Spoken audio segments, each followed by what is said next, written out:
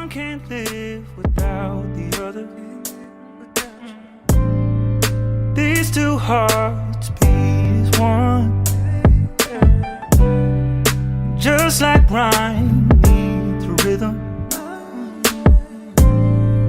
you and I make quite the song. We're my favorite set of two. It's like heaven knew I needed you. What would a king be without a queen? What would a storm be without a sea? Baby, we're my favorite recipe. You can't have that salt without the sweet. There's not a day that I wouldn't choose you. 'Cause baby, we're my favorite set of two.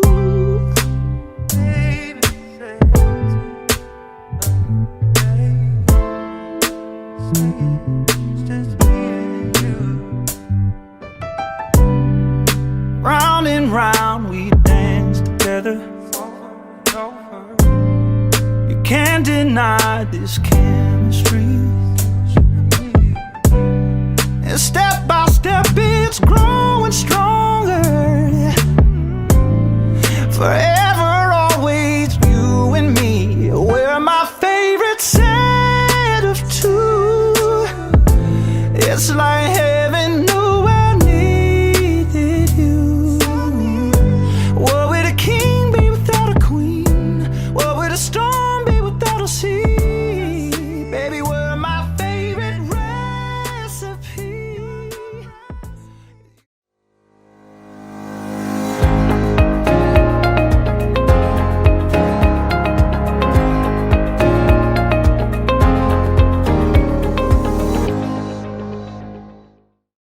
Puji nama Tuhan, Shalom, selamat pagi Bapak Ibu yang terkasih di dalam nama Tuhan Yesus. Bagaimana kabar semuanya? Saya percaya kita hidup dalam penyertaan Tuhan. Katakan amin Bapak Ibu. Haleluya. Pada pagi hari ini kita mau siapkan hati kita untuk bersama-sama datang bersekutu dengan Tuhan. Terima kasih Roh Kudus. Terima kasih Bapa.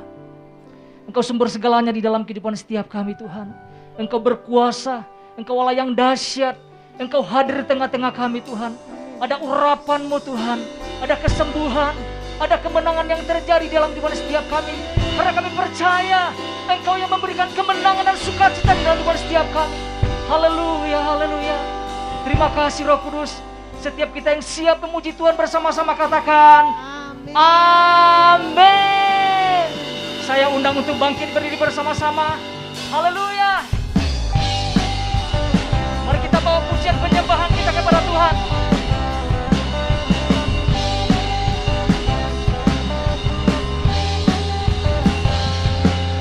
Katakan ku diberi kuasa. Kuasa Raja mulia,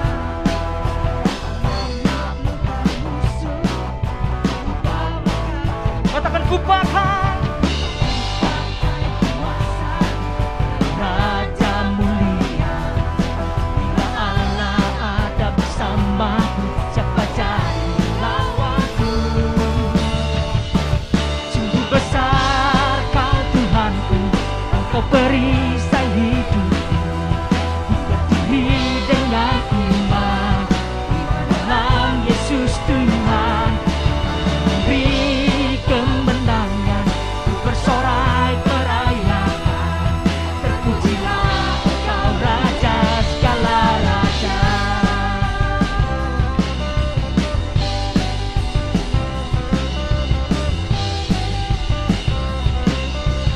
Mari bersama-sama kita akan pujian ini, katakan ku diberi kuasa.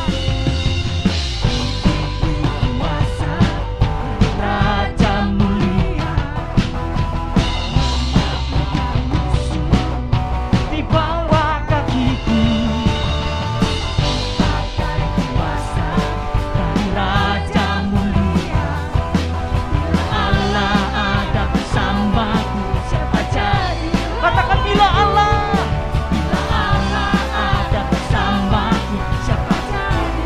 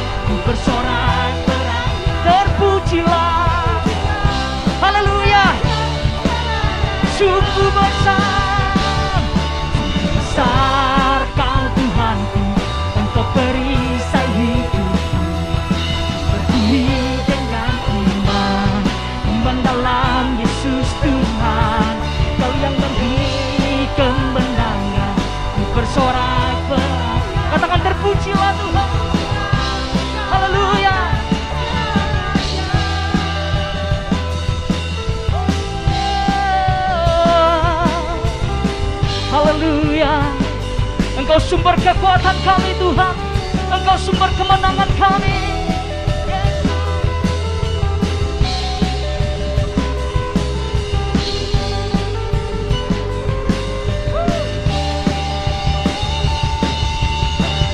Mari bersama-sama katakan, besar Kau Tuhanku, Engkau perisai hidupku, diri dengan iman dalam Yesus Tuhan, diri kemenangan, ku bersorak beranyakan, terpujilah Engkau Raja segala, sungguh besar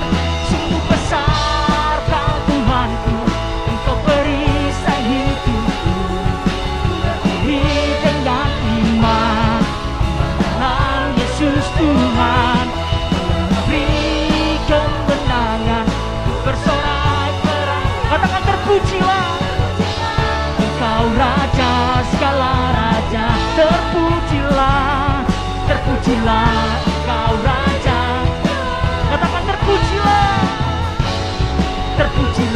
Engkau Raja segala raja. Berikan sorak-sorai yang terbaik bagi Tuhan. Katakan haleluya, haleluya. Oh.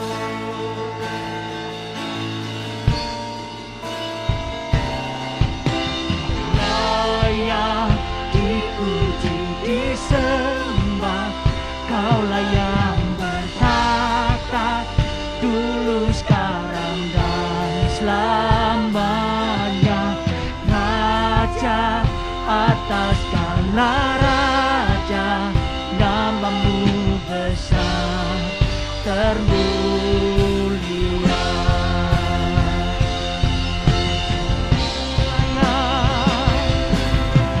Layak dipuji, disembah, Kaulah yang bertata dan selamanya. Raja atas segala raja, namamu besar termulia.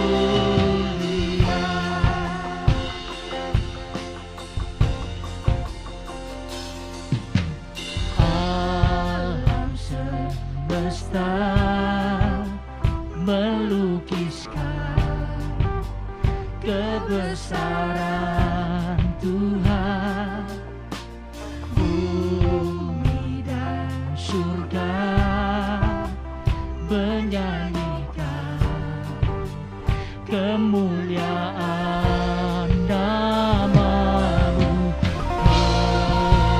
Hosana, Hosana, Hosana.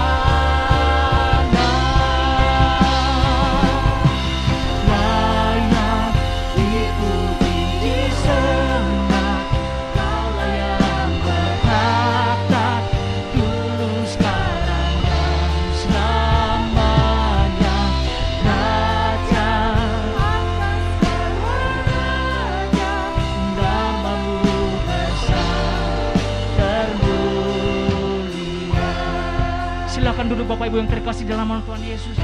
Katakan dalam semesta, alam semesta melukiskan kebesaran Tuhan, bumi dan surga menyanyikan kemuliaan namamu. Hosana, Hosana.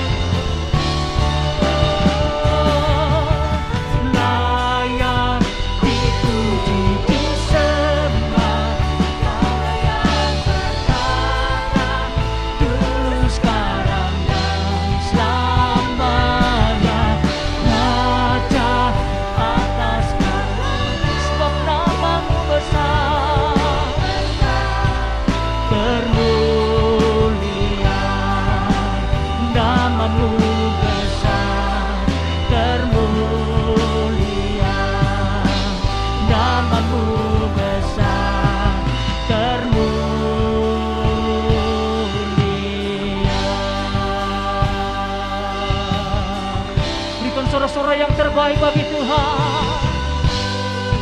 Haleluya. Mari bawa penyembahan. Kira lama ya lama syadaya nama.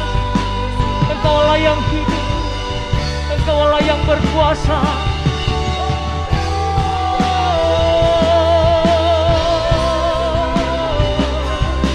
Haleluya. Kira lama ya lama syadaya nama. Mari sembah Dia, mari sembah Yesus. Kira lama ya lama syadaya nama. Haleluya, haleluya. Engkau sungguh besar Tuhan. Haleluya, haleluya. Ya. Kiara lama ya lama syada ya lama. Kiara lama lama lama lama ya lama. Kiara lama lama lama lama. Ini korban syukur kami Tuhan. Ini penyembahan kami. Haleluya, haleluya. Kiara lama ya lama syada ya lama. Haleluya, haleluya. Oh.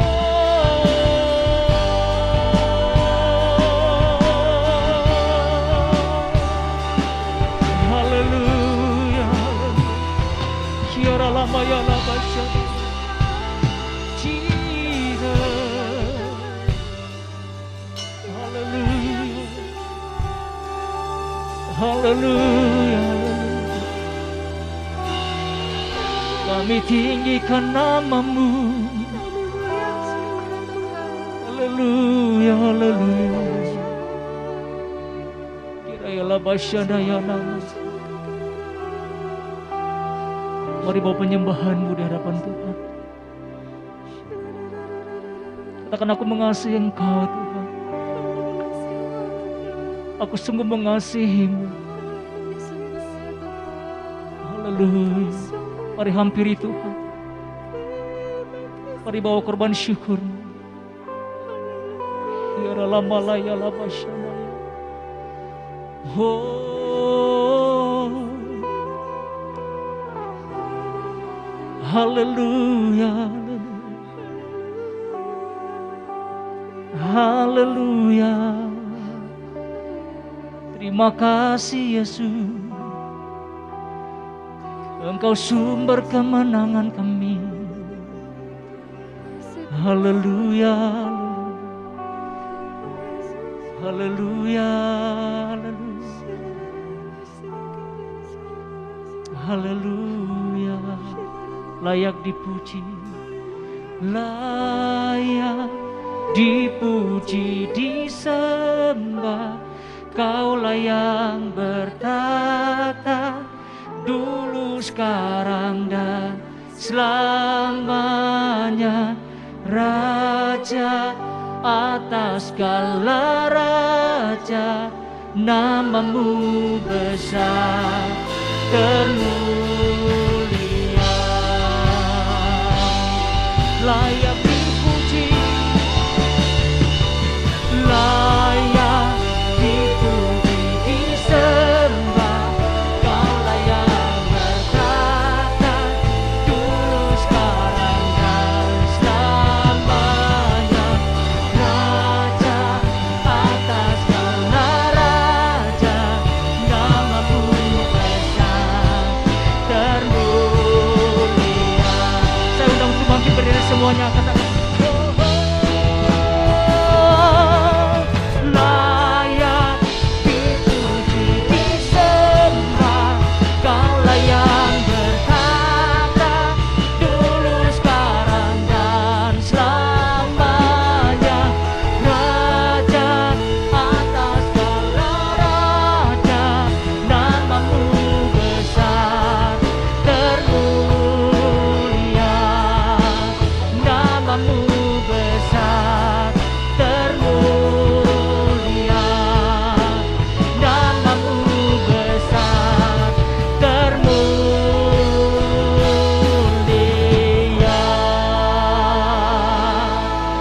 Sorak-sorak yang terbaik bagi Tuhan.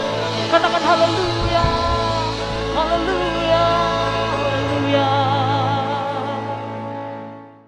Shalom GBI Pastur Bandung. Sebelum pemberitaan firman Tuhan pada hari ini, mari kita tundukkan kepala, kita berdoa bersama. Tuhan, terima kasih, mengucap syukur buat hari yang indah ini.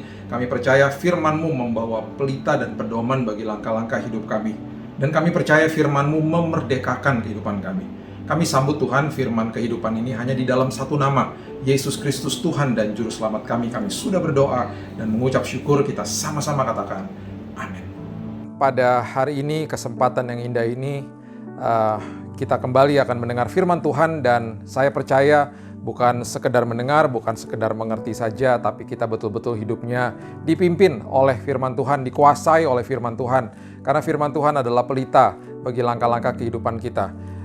Hari ini hari yang sangat luar biasa, hari yang istimewa, karena setiap hari Tuhan ciptakan itu untuk kita. Kita akan membahas dari sebuah peristiwa yang luar biasa di zaman Yesus, yaitu peristiwa ketika dia memberikan makan ribuan orang, yang kita biasanya mengenal dengan mujizat 5 roti dan 2 ikan. Mujizat 5 roti dan 2 ikan adalah satu-satunya mujizat yang ditulis oleh 4 kitab Injil: Matius, Markus, Lukas, dan Yohanes. Nah, Matius, Markus, dan Lukas itu adalah kitab Injil yang dinamakan sinoptik. Kenapa sinoptik? Itu karena similar atau sama atau mirip. Jadi ketika kita membaca Matius, Markus, Lukas, banyak sekali kemiripan di situ. Yohanes adalah satu-satunya Injil yang bukan sinoptik, yang tidak mirip dengan 3 yang pertama itu. Yohanes adalah satu-satunya murid. Ya, Yohanes adalah murid Yesus yang menulis buku ini. Dia adalah murid Yesus yang tidak kabur. Karena kita pastinya pernah membaca bahwa ketika Yesus ditangkap, murid-muridnya melarikan diri. Yang satu menyangkal, yang satunya lagi menjual Yesus. Tapi hanya Yohanes yang didokumentasikan di Alkitab, yang ada di hadapan kayu salib pada saat itu. Ada di depan kayu salib. Dan dia melihat sendiri betapa besar karya kasih Kristus yang ada di depan matanya. Dan kemudian sebelum Yesus mati di kayu salib, Yesus menitipkan ibunya, Maria, untuk tinggal bersama dengan Yohanes. Jadi pastinya Yohanes menuliskan buku-bukunya berdasarkan dengan pandangan mata dia sendiri, dan juga apa yang dia belajar dari perspektif ibu daripada Yesus sendiri. Ini luar biasa. Jadi makanya dia memulai kitabnya berbeda dengan Injil-Injil yang lain. Dia tidak memulai dengan kelahiran Yesus. Dia bahkan membahas sebuah peristiwa yang terjadi dan sudah ada sebelum kitab Kejadian pasal yang pertama. Pada mulanya adalah firman, firman adalah Allah, dan seterusnya. Dan kita kalau mau belajar tentang kasih yang sebenarnya, itu banyak sekali diajarkan oleh Yohanes. Yohanes menuliskan 5 buku yang ada di perjanjian baru kita. Jadi kitab Yohanes, 1 Yohanes, 2 Yohanes, 3 Yohanes, dan juga dia menuliskan buku Wahyu. Ya. Jadi dalam kesempatan hari ini, dalam pembahasan 5 roti dan 2 ikan, saya akan ambil bits and pieces. Saya akan ambil dari Markus, saya akan ambil dari Yohanes, dan juga sedikit dari Matius, supaya kita mengerti the whole picture, supaya kita mengerti detail daripada peristiwa ini, peristiwa yang luar biasa. Pertama kita akan buka dari kitab Markus pasalnya yang ke-6, ayatnya yang ke-30. Di ayat ini dikatakan dengan jelas bahwa murid-murid itu disebut rasul. Dan ini pertama kali murid-murid Yesus disebutnya rasul. Kenapa disebut rasul? Rasul artinya adalah the sent one, yang mereka-mereka yang sudah dikirim. Karena sebelum ayat ini, murid-murid Yesus pergi dalam sebuah mission trip atau sebuah perjalanan penginjilan. Dan yang luar biasanya, Alkitab mencatat di kitab Markus bahwa mereka dikirim 2-2. Dan kemudian mereka sudah diberikan kuasa oleh Yesus. Dan kuasa ini adalah kuasa untuk menyembuhkan dan juga kuasa untuk mengusir setan. Nah, setelah mereka kembali dari perjalanan ini, perjalanan penting ini, mereka kemudian disebut rasul di kitab Markus ini, dan konteks daripada pertemuan mereka dengan Yesus pada saat itu adalah mereka ingin laporan. Mereka ingin melaporkan apa yang terjadi di dalam mission tripnya mereka, di dalam perjalanan penginjilan mereka pada saat itu. Jadi Markus 6 ayat 30 berbunyi, kemudian rasul-rasul itu kembali berkumpul dengan Yesus, memberitahukan kepadanya semua yang mereka kerjakan dan ajarkan. Mereka mau bercerita, pastinya mereka excited, mereka senang sekali bisa bertemu dan kasih laporan bahwa mujizat terjadi di hadapan mereka pada saat itu. Tetapi tentunya juga mereka mereka dalam kondisi yang letih dan juga ada kemungkinan ada di antara mereka yang dalam kondisi yang lemah fisik pada saat itu karena perjalanannya berat dan mereka menghadapi sesuatu pergumulan yang cukup berat pada saat itu dan mereka berhadapan dengan orang-orang yang kerasukan setan pada saat itu. Oleh sebab itu, makanya di ayat yang berikutnya, di ayat 31 dikatakan, lalu ia berkata kepada mereka, Yesus berkata kepada mereka, marilah ke tempat yang sunyi, supaya kita sendirian dan beristirahat seketika, sebab memang begitu banyaknya orang yang datang dan yang pergi, sehingga makan pun mereka tidak sempat. Makan pun mereka nggak sempat. Jadi bayangkan, ini adalah sebuah peristiwa di saat itu di mana mereka begitu kecapean dan mereka belum makan. Mereka belum makan. Oleh sebab itu Yesus mengajak mereka untuk yuk kita istirahat deh. Kita istirahat, kita mengasingkan diri dan kita bisa rileks ngobrol-ngobrol. Hanya kita aja gitu ya. Nah, ayat yang ke-32 dikatakan, maka berangkatlah mereka untuk mengasingkan diri dengan perahu ke tempat yang sunyi. Nah, rupanya perjalanan ini bocor Bapak Ibu. Jadi tujuan mereka bocor ke masyarakat setempat dan orang-orang mendengar bahwa Yesus dan murid-murid ini sedang bepergian gitu ya. Dan mereka terutama mereka melihat sosok Yesus yang kerap kali mengajar dan melakukan mujizat, mereka berbondong-bondong mengejar rombongan ini. Tentunya lewat jalan darat ya, dan karena rupanya tujuannya tidak begitu jauh dari tempat di mana mereka bertolak, dan mereka mulai mengabarkan kepada orang-orang di kota-kota sekitar situ ya. Jadi akhirnya mungkin saja mereka menaiki keledai atau kuda atau berlari bahkan pada saat itu. Dan ini tersiar sangat cepat dan mereka berkumpul dalam jumlah yang begitu banyak. Kemana sih Yesus dan murid-muridnya ini pergi? Rupanya mereka pergi ke kota yang namanya Betsaida. Di manakah Bapak Ibu bisa menemukan fakta ini? Ini tertulis di kitab Lukas. Ya, di dalam pembahasan Lukas tentang 5 roti dan 2 ikan, dia menulis itu terjadi di kota Betsaida. Kenapa saya ucapkan Betsaida? Karena nanti ada relevansinya dengan kisah yang akan kita baca ini ya. Jadi akhirnya di ayat yang ke-34, ayat yang ke-33 ya dikatakan begini, tetapi pada waktu mereka bertolak banyak orang melihat mereka dan mengetahui tujuan mereka, dengan mengambil jalan darat segeralah datang orang dari semua kota ke tempat itu sehingga mendahului mereka. Jadi mereka akhirnya sudah tiba dulu di Betsaida gitu ya. Nah, ketika Yesus mendarat, ketika akhirnya rombongan ini mendarat di ayat yang ke-34, ia melihat sejumlah besar orang banyak ya, maka tergeraklah hatinya oleh belas kasihan kepada mereka karena mereka seperti domba yang tidak mempunyai gembala. Mereka butuh diajar, mereka butuh dimentor, mereka butuh dilayani pada saat itu. Lalu mulailah Yesus mengajarkan banyak hal kepada mereka. Tentunya Yesus selalu mempunyai belas kasihan, mempunyai compassion heart gitu ya, kemurahan hati yang luar biasa dan gak tega untuk mengusir orang yang sebanyak itu yang mau berjumpa dengan dia. Dan pasti pada saat itu the disciples atau murid-muridnya capek Bapak Ibu. Secara fisik capek, mungkin saja ada yang sedang dalam kondisi sakit gitu ya. Dan mereka belum makan. Mereka baru kembali dari perjalanan yang jauh.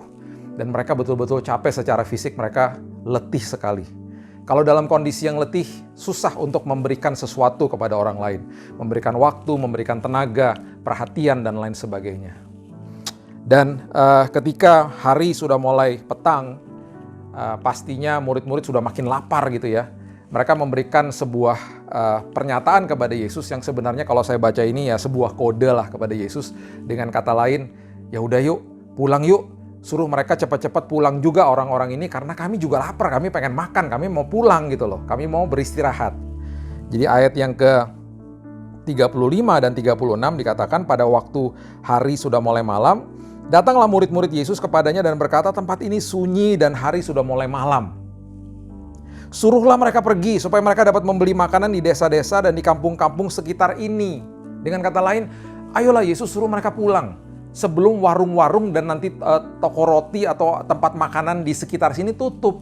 Kasihan juga nanti mereka kalau pulang, mereka belum makan loh. Mereka nanti sampai rumah mereka mau makan apa gitu. Belum tentu juga mereka udah masak di rumah, mungkin begitu.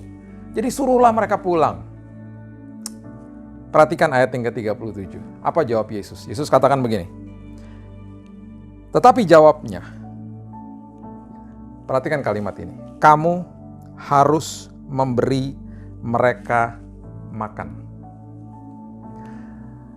Mujizat multiplikasi 5 roti dan 2 ikan dimulai dari kalimat ini. Kamu harus memberi mereka makan. Wow. Dan kemudian kata mereka kepadanya, kepada Yesus, jadi haruskah kami membeli roti seharga 200 dinar untuk memberi mereka makan? Siapakah murid ini? Siapakah murid yang mengatakan kalimat ini? Ya. Nah, itu ditulis di kitab Yohanes. Ya, coba kita baca sekarang di kitab Yohanes, pasalnya yang ke-6, ya, pasalnya yang ke-6, ayatnya yang ke-5. Dikatakan begini. Ketika Yesus memandang sekelilingnya dan melihat bahwa orang banyak berbondong-bondong datang kepadanya, berkatalah ia kepada Filipus. Dengan kata lain, dia bertanya nih kepada Filipus, di manakah kita akan membeli roti supaya mereka ini dapat makan? Kenapa Yesus bertanya kepada Filipus di mana tempat kita beli roti? Ingat tadi di awal saya sudah membahas bahwa peristiwa ini terjadi di Betsaida. Nah, Bapak Ibu, Filipus ini, murid Yesus ini berasal dari Betsaida. Murid ini berasal dari Betsaida. Jadi selayaknya memang Yesus bertanya kepada orang lokal. Kalau saya pergi ke Surabaya, saya mau cari tempat roti yang enak, saya bertanya sama orang lokal. Betul atau betul? Bapak Ibu pergi ke Semarang, mau cari tempat roti yang enak, ya pasti bertanya sama orang lokal, orang Semarang. Ya. Dan sebaliknya begitu, ketika ada orang datang ke Jakarta, ya mau bertanya tempat makan yang enak, ya tanyanya sama saya, orang lokal, ya, kepada orang yang tinggal di kotanya. Jadi, kenapa Yesus bertanya kepada Filipus? Karena itu, karena dia berasal dari Betsaida. Nah, perhatikan ayat yang ke-6, Yohanes pasal yang ke-6, dikatakan hal itu dikatakan Yesus untuk mencobai dia. Mencobai itu berarti tes him, untuk menguji dia sebenarnya, untuk menguji Filipus. Perhatikan kalimat berikut ini, sebab Yesus sendiri juga tahu apa yang hendak dilakukannya. Yesus juga tahu kok nantinya dia akan melakukan apa, dia sudah tahu juga. Tapi dia ingin menguji muridnya, dia bertanya seperti itu. Sama seperti ketika banyak orang yang ingin membutuhkan kesembuhan, datang kepada Yesus, Yesus selalu bertanya ulang kepada mereka. Banyak orang buta datang kepadanya, orang lumpuh datang kepadanya, selalu ditanya ulang sama Yesus. Apakah yang kamu mau aku lakukan untukmu? Selalu dia bertanya ulang kepada mereka. Dia mau supaya mereka menyebutkan keinginan mereka atau kebutuhan mereka.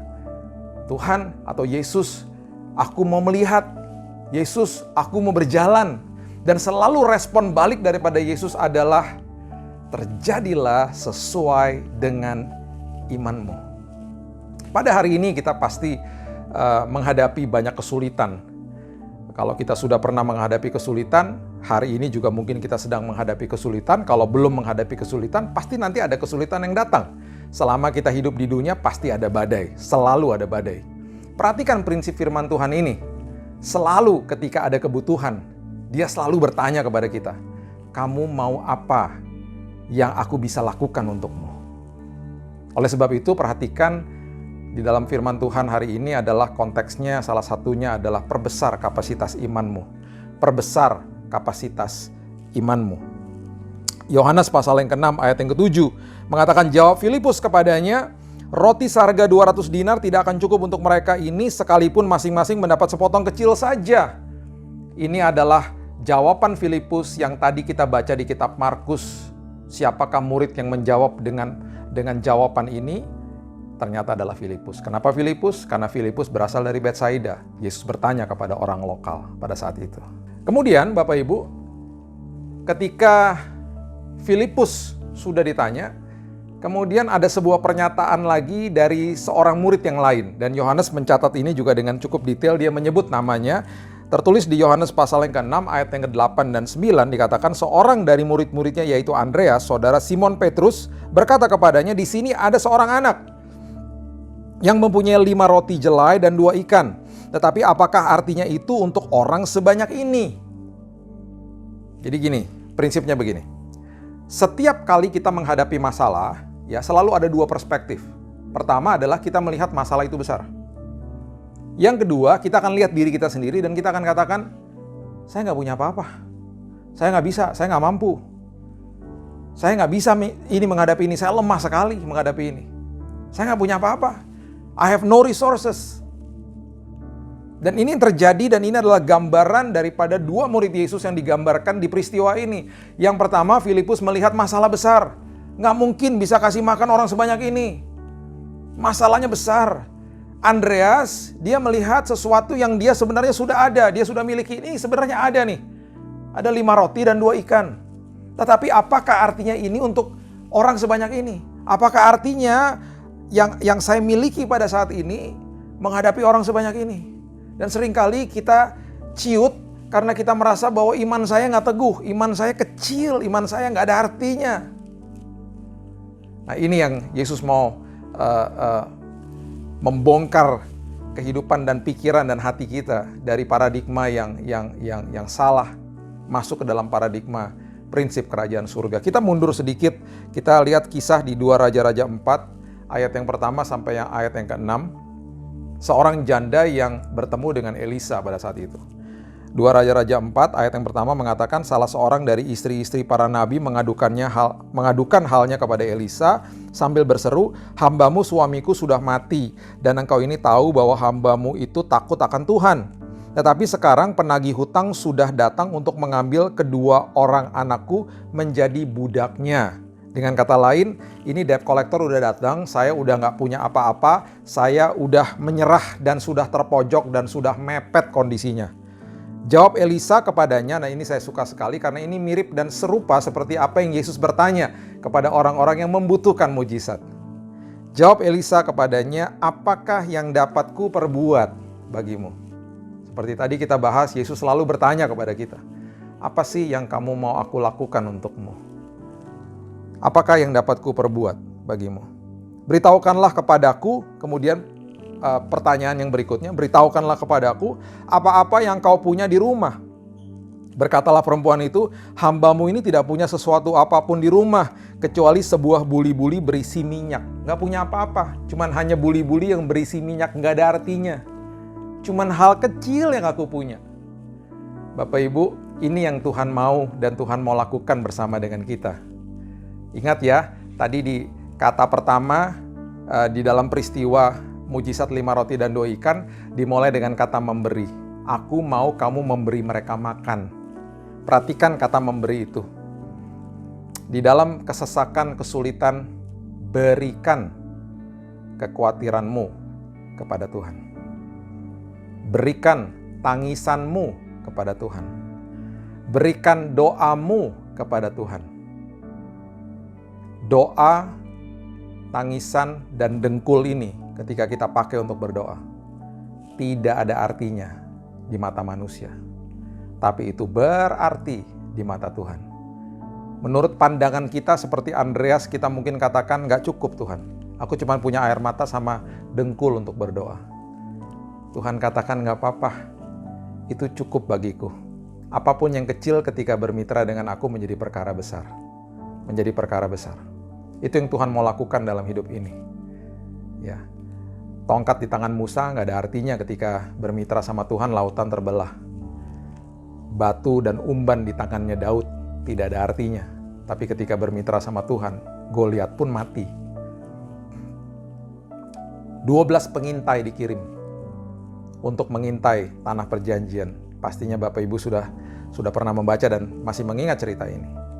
Yang 10 kembali dan mereka katakan 2 hal persis seperti apa yang Filipus dan Andreas katakan. Mereka katakan, "Oh, mereka bangsa raksasa, mereka besar, mereka mengerikan." Dan kemudian juga mereka mengatakan bahwa kami seperti belalang. Kami menganggap diri kami seperti belalang. Apa yang kami bisa buat? Belalang lawan raksasa. Jadi selalu 2 perspektif. Perspektif yang pertama melihat masalah besar, perspektif yang kedua adalah merendahkan diri sendiri. Kami bisa apa? Tapi ada 2 pengintai yang kembali dan mereka katakan, "Betul mereka besar, tapi Tuhan saya lebih besar. Tuhan saya lebih dahsyat." Makanya kita nggak pernah dengar nama-nama seperti Nafbi, Galdi, Palti. Itu adalah nama-nama 10 pengintai yang didokumentasikan di Alkitab. Tapi nggak pernah kita baca dan kita ketahui dan kita kenal. Karena mereka bukan pahlawan iman. Mereka akhirnya dihukum Tuhan tidak boleh masuk tanah perjanjian. Tapi ada 2 nama yang selalu sampai hari ini kita dokumentasikan dan kita berikan nama-nama itu kepada generasi di bawah kita. Siapa itu? Yosua dan Kaleb, pahlawan iman. Yang selalu mengatakan, betul mereka besar, tapi Tuhan saya lebih besar. Jadi itu yang Elisa sampaikan kepada janda itu. Gak apa-apa punya buli-buli sekecil dengan minyak yang sedikit, gak masalah. Kemudian dia katakan begini. Lalu berkatalah Elisa, ayat yang ketiga, pergilah, mintalah bejana-bejana dari luar, daripada segala tetanggamu. Kumpulkan bejana-bejana ini. Perhatikan kalimat ini. Bejana-bejana kosong, tetapi jangan terlalu sedikit. Kenapa jangan terlalu sedikit? Karena sebentar lagi minyak itu akan multiplikasi. Ketika engkau menyerahkan, memberikan kekhawatiranmu kepada Tuhan, terjadi multiplikasi, terjadi mujizat yang luar biasa. Pastikan bejanamu jangan hanya sedikit. Kenapa? Karena suplainya Tuhan selalu lebih besar daripada kapasitas. Suplainya Tuhan selalu lebih besar daripada kapasitas. Perbesar kapasitas imanmu, perbesar kapasitasmu di dalam hidupmu, di dalam pikiran dan hatimu. Percaya kepada Dia. Karena sebentar lagi suplainya akan mengalir lewat hidupmu. Jadi pastikan jangan cuma sedikit, bejananya yang banyak. Dan kemudian dia katakan, kemudian masuklah, tutuplah pintu sesudah engkau dan anak-anakmu masuk. Lalu tuanglah minyak itu ke dalam segala bejana, mana yang penuh angkatlah. Masuk ke dalam pintu. Setelah mengerti tentang prinsip ini, jangan dengerin hoax. Jangan termakan sama ketakutan. Jangan termakan sama berita-berita negatif. Saya nggak katakan kita nggak boleh nonton berita. Bagus nonton berita dan harus tahu apa yang sedang terjadi. Tetapi jangan dimakan sama kabar-kabar buruk atau kabar-kabar negatif. Bapak Ibu, takut itu normal, tapi jangan hidup di dalam ketakutan. Takut itu normal, tapi jangan hidup di dalam ketakutan. Dengar berita cukup. Apa yang kita perlu tahu cukup.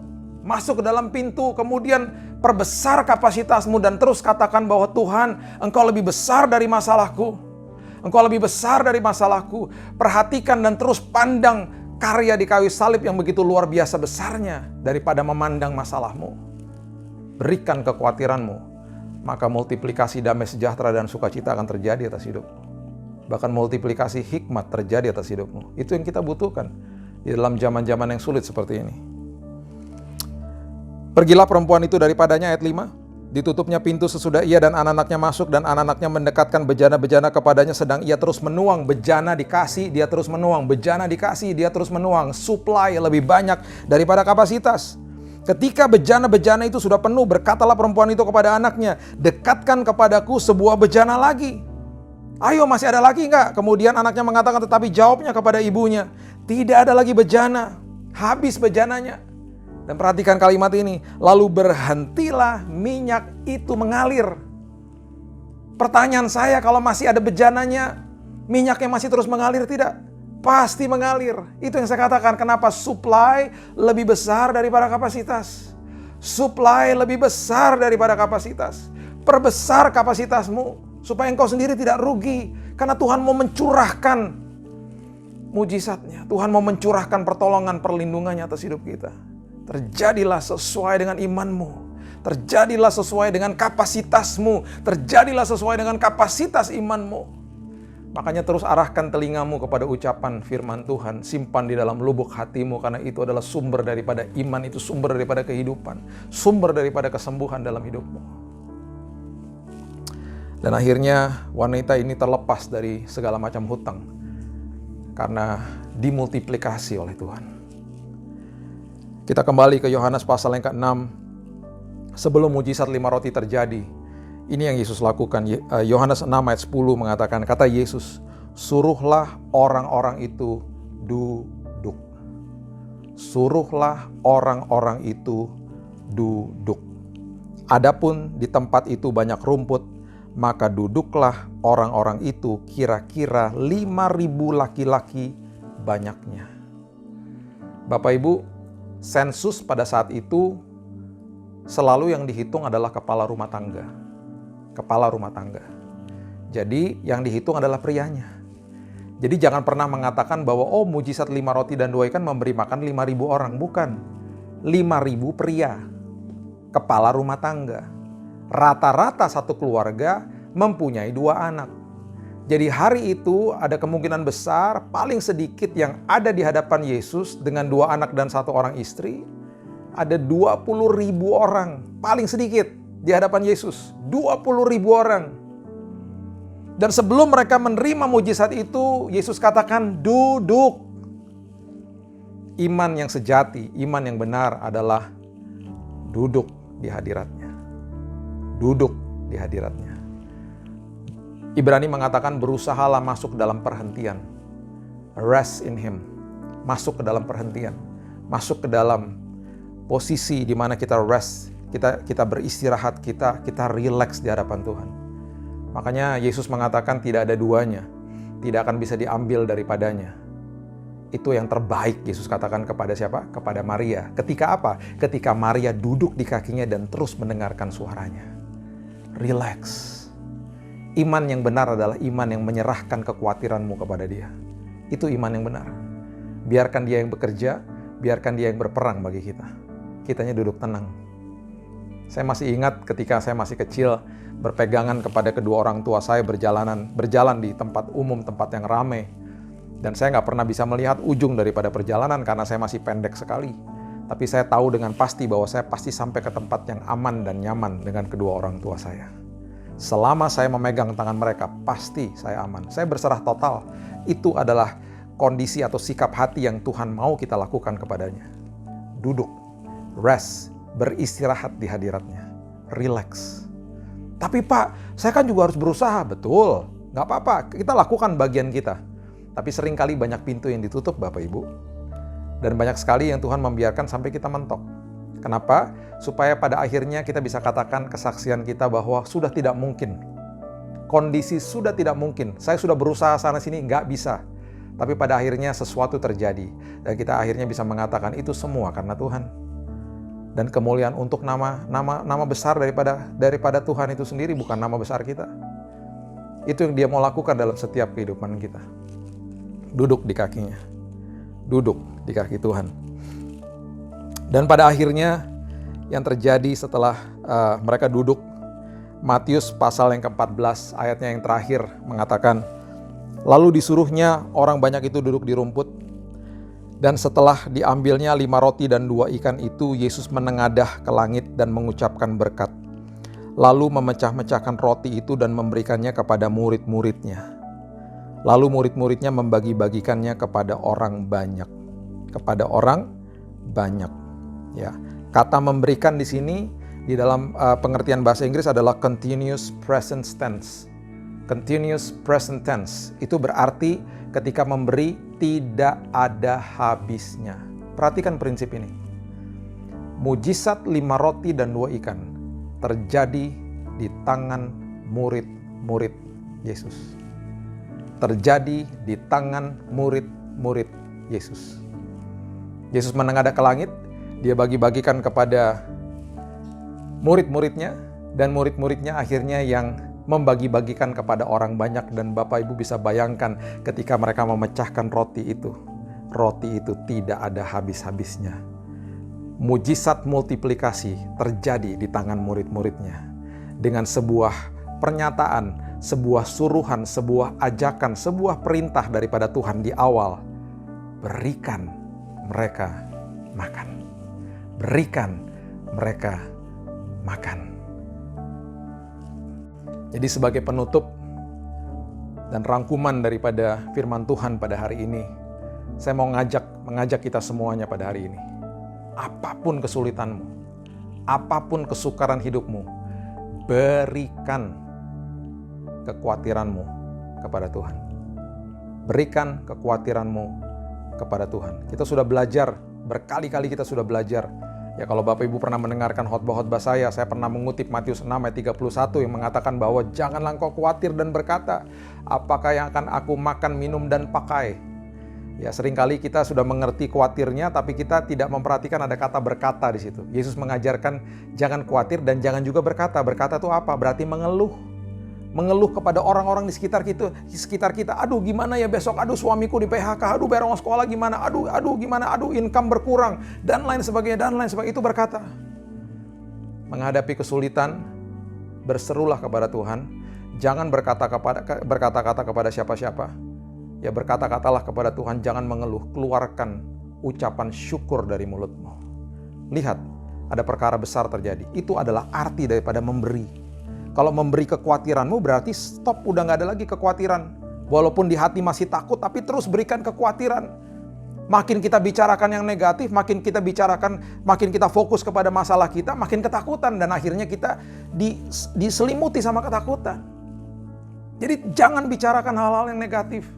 Selalu katakan ucapan syukur kepada Tuhan. Aku tahu Tuhan pada waktunya Tuhan akan memberikan tepat pada waktunya. Aku tahu Tuhan bahwa ketika aku menyerahkan kekhawatiranmu, itu berarti aku akan stop khawatir dan aku akan stop berkata-kata yang negatif. Dan aku akan terus memperkatakan firman Tuhan, merenungkan firman Tuhan siang dan malam. Itu namanya memberi kekhawatiran kita kepada Tuhan. Dan setelah itu, lihat, ada mujizat multiplikasi terjadi. Pertama, biasanya Tuhan selalu memberikan damai yang betul-betul melebihi apa yang pernah dan bisa dipikirkan sama pikiran manusia. Kemudian dia berikan sukacita, dia berikan hikmat. Setelah itu baru ada mungkin benda-benda atau uang atau dan lain sebagainya yang itu istilahnya selalu sekunder. Ya. Percuma ada uang kalau kita nggak bisa mengelola. Jadi Tuhan selalu kasih hikmatnya dulu, kasih sukacitanya dulu, kasih damainya dulu. Baru nanti hal-hal yang sekunder baru menyertai hal-hal itu. Jadi nggak usah takut, Tuhan selalu berikan tepat pada waktunya. Yang penting apa ketika menghadapi masalah, kitanya yang berubah, bukan masalahnya. Masalahnya urusan Tuhan. Yang penting sayanya yang berubah. Ketika kita yang berubah, itulah arti berkat juga yang sebenarnya yang kita sedang alami di dalam Tuhan. Puji Tuhan, saya mengucap syukur dan saya percaya bahwa firman Tuhan hari ini meneguhkan, menguatkan kita semuanya. Dan saya percaya bahwa ketika kita memperbesar kapasitas kita, kita selalu harus ingat dan bersuka cita karena apa? Suplainya Tuhan selalu melebihi kapasitas. Perbesar bejana imanmu. Perbesar bejana kapasitas imanmu. Dan lihat suplainya Tuhan akan terus mengalir dan mencukupi kita, menjawab doa kita, dan melepaskan kita dari semua masalah dan kesulitan hidup ini. Tepat pada waktunya. Mari kita berdoa. Tuhan, terima kasih, mengucap syukur buat hari yang indah ini. Hamba-Mu stop sampai di sini, tapi firman Tuhan terus berkumandang di hati kami. Kami berterima kasih Tuhan, kami belajar bahwa kami harus memberi kekhawatiran kami dan memperbesar kapasitas iman kami. Sehingga nanti suplainya Tuhan akan tercurah, mujizat multiplikasi terjadi atas hidup kami. Karena kami belajar untuk memberi kekhawatiran kami. Kami belajar untuk memperbesar kapasitas iman kami.